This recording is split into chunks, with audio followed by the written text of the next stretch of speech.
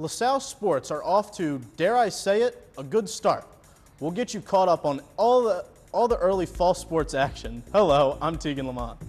And I'm Dana Pecora. All of our teams are getting ready to start conference play, and we'll get you caught up on everything. You're watching LaSalle TV's home for Explore Athletics, SportsLine.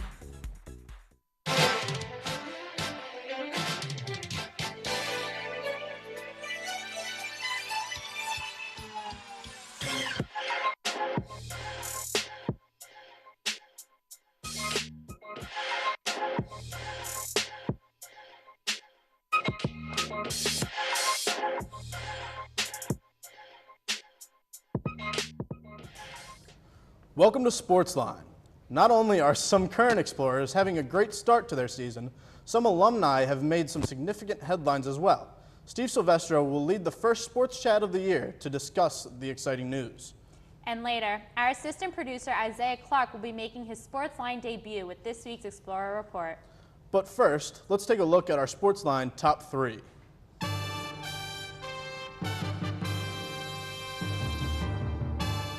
Number 1. The fall season brought many new faces to LaSalle's coaching staff. Kelly Broadway started her first season as head coach of the Explorers field hockey team. Their 3-0 start is LaSalle's best start since 2007. Tom Hyam took over the water polo program last month and will coach both the men's and women's team. He has over 30 years in the sport, but this is his first time coaching at the collegiate level. Lastly, men's soccer added Evan Prybuttick to their coaching staff, as he will serve as assistant coach to Rob Irvine.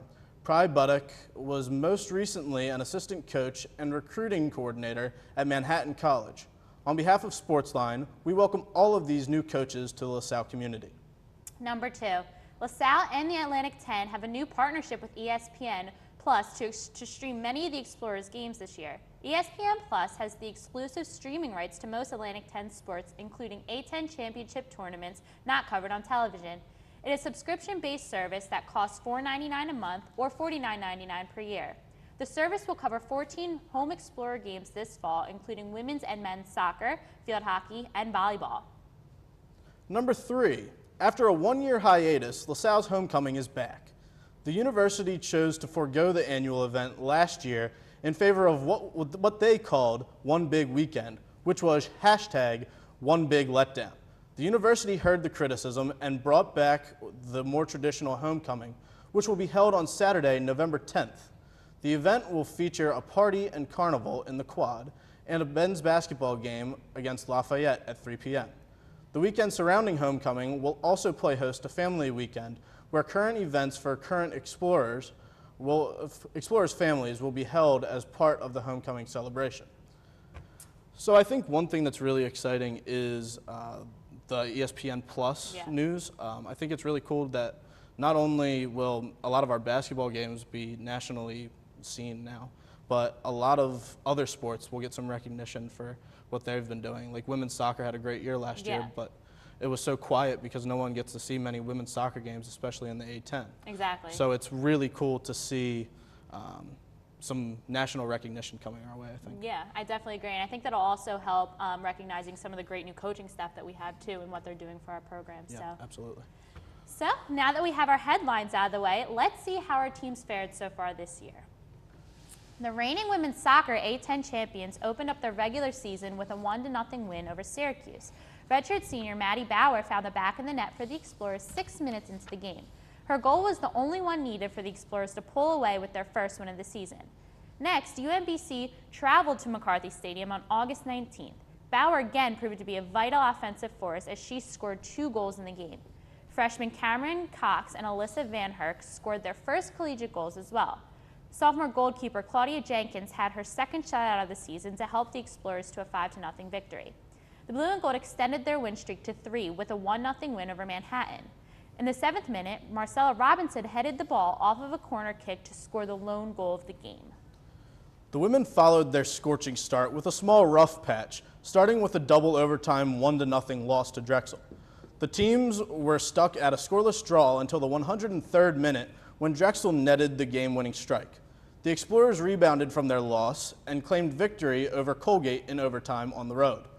The blue and gold were vastly outshot by their opponents, but were far more clinical, putting 10 of their 11 shots on net, while Colgate only managed to challenge the keeper with 6 of their 21 shots.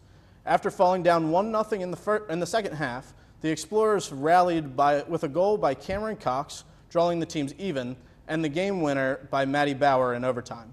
The women then traveled to Rutgers, where the Scarlet Knights posed a large test to the Explorers, as Rutgers entered with a 4-1-1 record. Frankly, the stat sheet shows that the Explorers were dominated by Rutgers in this contest, allowing a whopping 31 shots to their opponent. But the scoreboard, after both overtimes, read 2-2, and the Explorers escaped with a draw. Jenna Soriano and Amira Luketis netted the Explorer goals. LaSalle has one more game at home against Farley Dickinson before beginning conference play.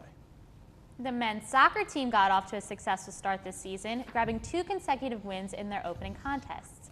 In their home opener against Howard, the Explorers pulled out a 2-1 win. In their first road contest against Iona, the Explorers were again triumphant with another 2-1 win in New York. The team powered right out of the gate, registering 1 goal from junior Pat McCarthy. Holding strong at the half, sophomore Soji Alatoye added another goal. In the second half, hoping to 3 for 3, the Explorers were faced with a tough home shutout against St. Francis Brooklyn with a final score of 2-0 in McCarthy Stadium. An early push by the Terriers put them up by 2 and allowed them to hold strong until the half. Even with a quality second half of play, the Explorers' efforts were not enough to come back from their early setback, giving them their first loss of the season. The Explorers' woes continued in heartbreaking fashion Saturday when they lost 1-0 against Ryder. The game went to halftime scoreless, despite both teams combining to take 7 shots in the first half. The game-winning goal came when Ryder's Pablo De Castro scored on a header in the 88th minute. Senior goalkeeper Cameron Keys had 3 saves in net, while grad student Mike Liska recorded the team's only shot on goal. Next, LaSalle went on the road to take on the Lafayette Leopards. The scoring started early when Lafayette's Sebastian Varela scored in the 5th minute with a header. The Leopards scored again quickly after the start of the second half when Dylan Royalty scored on another header. The score would stand as a 2-0 loss for the Explorers. LaSalle's offense struggled all game, recording only 1 shot on goal and only 2 shots overall. The 2 losses bring the Explorers' overall record to 2-3. The field hockey team started their season at home against Ohio. Steven Silvestro has the story. On August 24th, the field hockey team held their season opener against Ohio in McCarthy Stadium. The Explorers started on their heels as Ohio controlled the ball for the first few minutes of the game, but solid defense by the Explorers, along with junior goalkeeper Emma Provost, kept the game scoreless. The Explorers rebounded with their own offensive push, capped off with a corner by senior Logan O to fellow senior Megan Kita, that set up sophomore Amber Blackshear to take the 1-0 lead at halftime.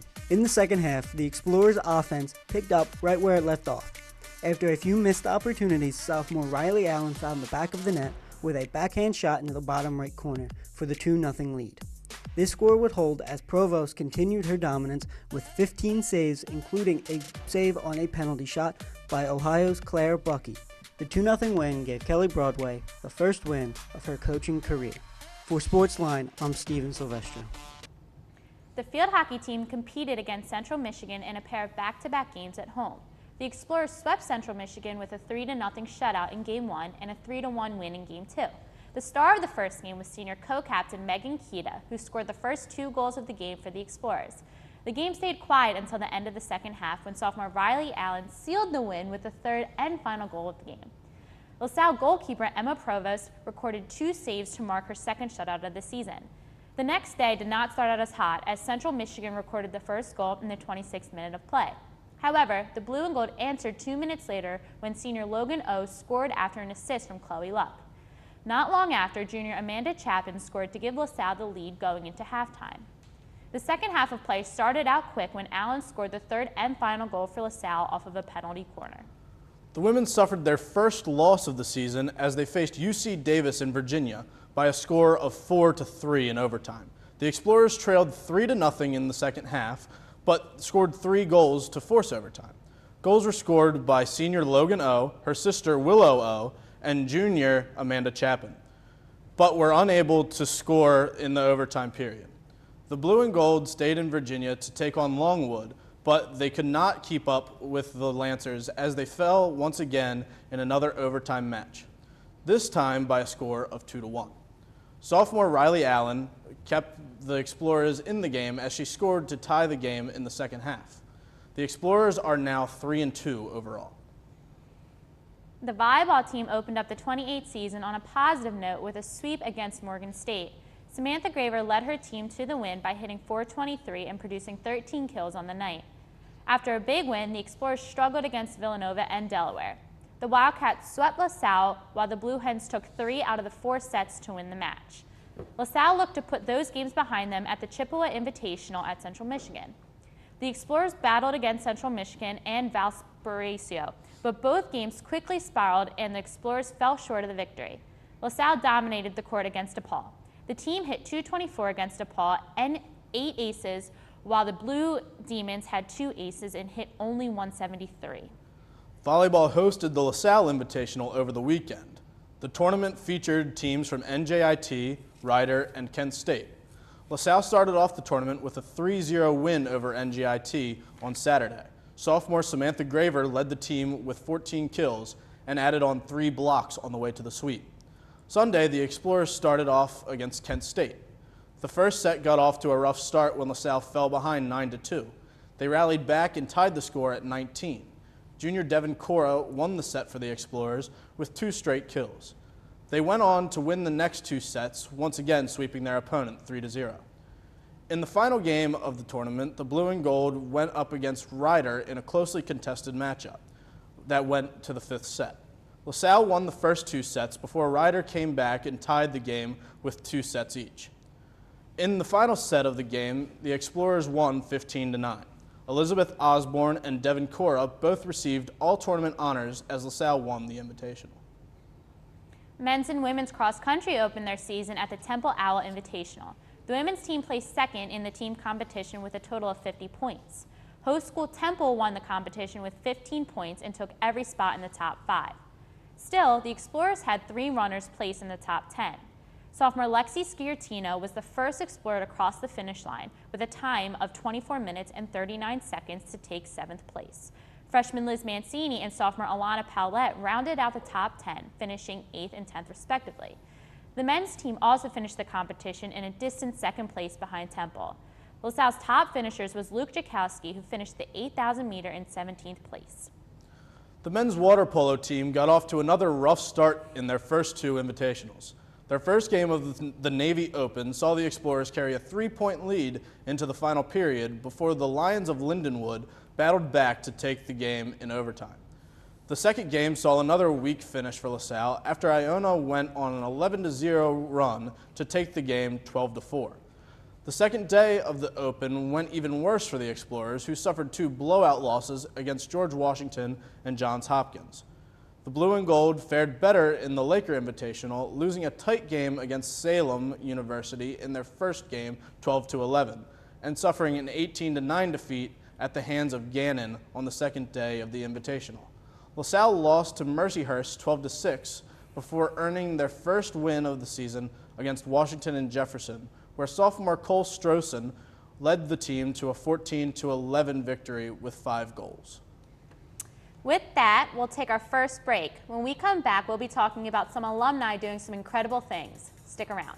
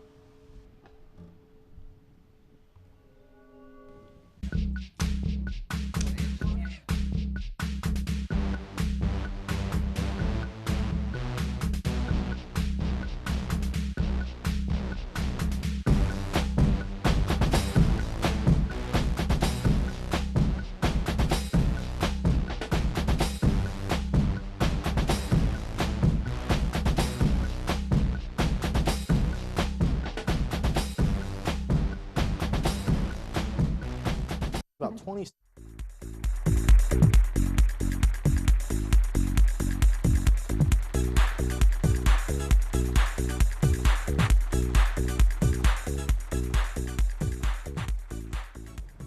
Welcome back. This week, Steven Silvestro has Helen Stars and Dave Roberts on for this season's first edition of Sports Chat. Check it out. Hello, welcome. SportsLine's back. That means Sports Chat is back. Today I have some wonderful guests on here. I got Helen Stars, and then I have the avid fan from last year, David P. Roberts. How are you guys doing today? Okay. All right. Great. So we're here to talk about the important part of last year, was all the fabulous alumni that are now successfully starting their professional careers. First one we have up was B.J. Johnson. He was a star here at LaSalle for 2 years, 2016 and 2017 year, and he averaged 19.1 points per game here and 7.3 rebounds per game. And now he went to the Charlotte Hornets for Summer League, and now last week he signed with the Orlando Magic. Dave, what do you think he needs to improve on? I mean, you can see here that in the Summer League, he went 1 for 9 as a whole in all the games. So I feel like, it's the NBA, so you have to get used to taking that step back and focusing on that shot. Yeah, it's a different line from in college. So, I mean, I feel like he just has to work on his three-point shot in the NBA. But other than that, I feel like he's a solid player for the Magic. I mean, he has a lot of help on that team. If you look at the Magic's roster, they have Evan Fournier and Terrence Ross. So he has veterans on the team that can help him improve over the season. Yeah, they have a lot of veterans there, but they also have a lot of rookies. They have 8 rookies currently on their roster for training camp and 3 players that are only going into their second season. So it really will be a battle of who gets those spots. The obvious ones, he's got Mo Bamba there. He's 6th overall pick in last year's draft. He's the center, but with BJ, one thing we see him transitioning is he was mainly used as a forward here at LaSalle, occasionally stepped in that center position. But he's listed as a guard with the Orlando Magic and played guard with the Hornets. How do you think that transition is going to go with him? Well, I think I don't think it's going to be that much of a transition because I mean I think since he was versatile here at LaSalle, that means he can show his versatility on the court when he goes to Orlando. So I feel like the only thing that really is going to be like a change for him is him not being like the actual star anymore. Him not being relied on to make certain shots. He's going to be taking that role player type of role where he just has to run the plays, do all the plays they run, and just be able to he might be a shooting guard, just to know the guard positions and like know what a guard has to do on the court. And yeah, Dave, I think you bring up a really good point. Like, he was the star of LaSalle's whole team. He was LaSalle's whole team last year. He was a Big 5 leading scorer, and so it's going to be a big transition for him to step into the NBA just because he's not the only star. Like, there's so many there now. Yeah, well, he signed with the Orlando Magic for just training camp right now. There are currently 19 players on their team. They have to be at 15 to start the regular season. But even if he doesn't make that, he also has the option, they could sign him to a 2-way contract, which means he could be moved up to the NBA, and he can play with their NBA G League affiliate. So that way, there's 2 players currently with that contract for the Magic. They do have one more spot to sign one more player there. Do you think that's a good position for him to be in? Yeah, I mean, it's good for him to consistently play basketball and then even be around the NBA environment. Because, I mean, it was called the D League, but now it's the G League, and they're trying to have a new brand for what they're trying to do with skill development and just making these young guys, like, aware of, like, how the NBA is actually played and how things are going to be handled on the court out there. Help him with the transition, yeah. That's for sure. Yeah. B.J. Johnson has had a few transitions in his career. He went from Lower Merion to Syracuse, and then transferred from Syracuse here to play with LaSalle. And he got the experience of playing with like Jordan Price, some Pookie, and then another guy we have listed for his professional career starting, which is Tony Washington.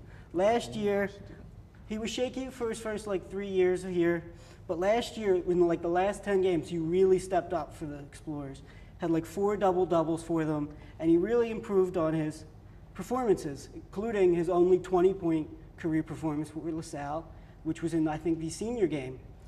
It was a good spot to do it for him. But now he's signed with a Dutch basketball league, BSW Werts. And he's had a few different games so far. How do you think his transition going overseas will work out? I mean, I think it's always going to be difficult for anyone to. It's like a culture shock. You're leaving America where you're used to everything, and now you're going to the Netherlands where it's completely different. And of course, he's pretty much 7 foot, so he's a sore thumb where he's at. So I mean, I feel like he's going to get comfortable where he's at because I feel like they're always going to keep him around the team just so like they can teach him like the way they do things. But I think he's going to be fine. He's going to keep playing basketball, and I feel like the team that he's on. I remember reading an article that said the coach is really looking for someone who's enthusiastic. So he's going to, and Tony's that type of player where he just wants to keep learning and keep grinding and keep getting better. So I feel like it's going to be a good fit for him. Yeah, I think going overseas can only help him really moving forward. Well, yeah, there have been 3 exhibition games while he's been with the team. He missed the first one because he didn't have his working papers yet. But when I translated the article from Dutch to English on Google Translate, it really sounded like it wasn't just like the players around him and the coaches. It sounded like he was the most disappointed in the situation, which is a good thing to see, that he really cares about this team. But then in his second game, his first game there, he scored 17, and then his last game he scored 9. All right, they're getting ready for the regular season, and he's already performing basically how he ended his career with LaSalle.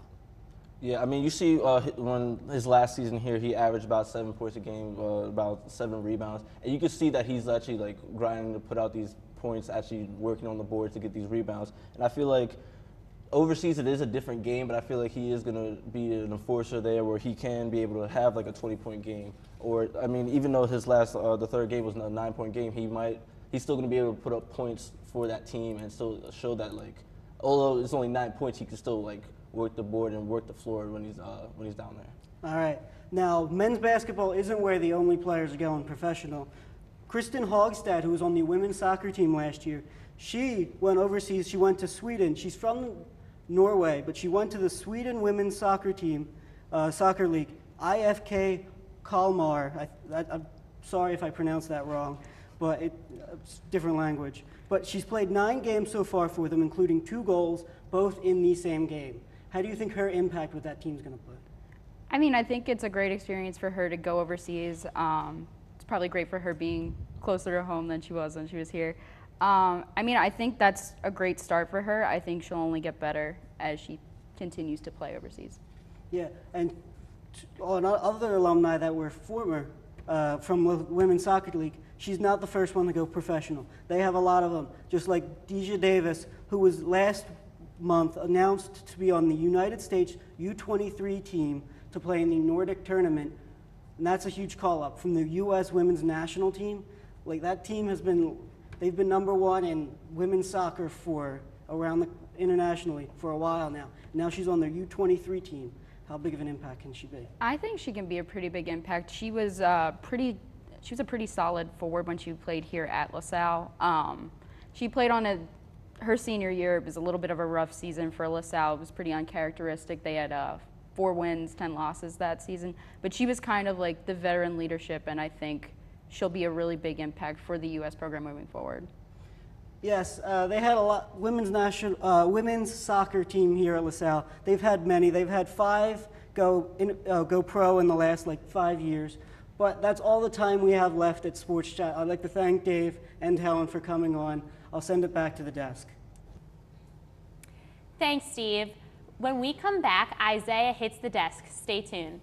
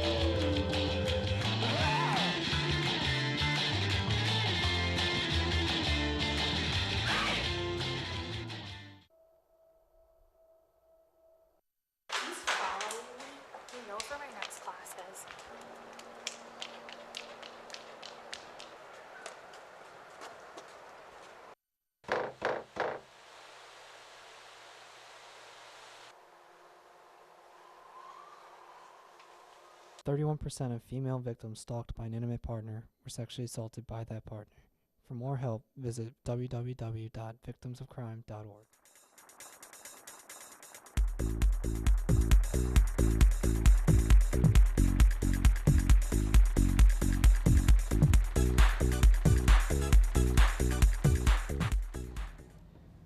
There's plenty of LaSalle sports action this upcoming week, so let us welcome Isaiah Clark for this week's Explorer Report. Thanks, Keegan. For this week's Explorer Report, the women's field hockey team travels to Loretto, Pennsylvania to embark on their first conference game of the season against St. Francis University. The game is set for Friday, September 14th at 3 p.m. LaSalle currently holds a record of 3-2.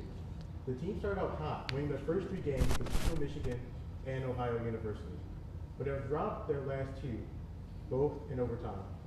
The St. Francis Red Flash currently holds a 2-4 record. This game will be a tough matchup for the Explorers. There's only one that they can win. The Red Flash and Explorers are on an even playing field offensively. However, LaSalle has the defensive advantage with goalkeeper Emma Provost in the cage. Provost currently holds 2 shutouts this year and will need to keep up her impressive play in the back of the field. We also need to keep an eye out for St. Francis' senior midfielder Brianna Govia, who is currently leading her team in goals. In addition, as long as seniors Megan Kita and Logan O hold the team offensively, this should prove to give the LaSalle their first conference win of the season. Thank you, Isaiah. Well, that just about wraps it up for us this week. If you can't make it out to see the Explorer Report, be sure to tune in next week for our coverage. Keep up with this weekend's other events by visiting goexplorers.com or check out this week's edition of the Collegian. Also, check us out on Facebook at facebook.com/LaSalleTV and on Twitter at SportsLineLTV. And we welcome you to send us your thoughts and suggestions there. For Stephen, Isaiah, Dana, and our entire SportsLine team, I'm Tegan Lamont.